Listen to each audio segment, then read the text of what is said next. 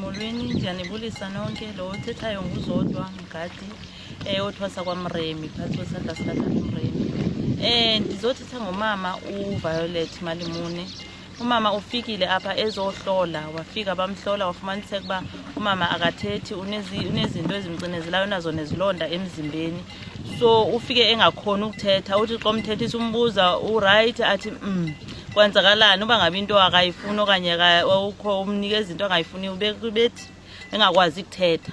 So umama ngokuthi phantsi kwasandla sikatata uMremi uye wandinikeza yena ukuthi mandimncede umama. So ndiye ndamnceda. Ekumncedeni kwam uyakwazi namhlanje ukuthetha, uyazama ukuthetha namhlanje. Izilonda emzimbeni ziphelile, nomzimba ubuyile, befike ngumuntu ophelile othusayo, but ngoku urayithi umama, upholile namhlanje, uya ekhaya.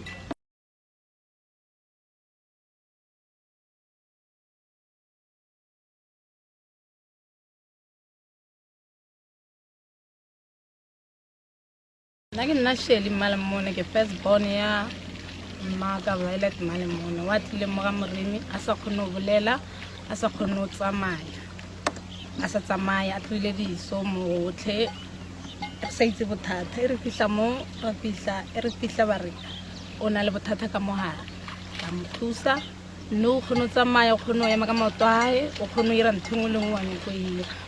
Nna ke leboga ausi Zodwa o traile mo thusha ebile mo thushitse ka tšeng ragae le ntate Moremi.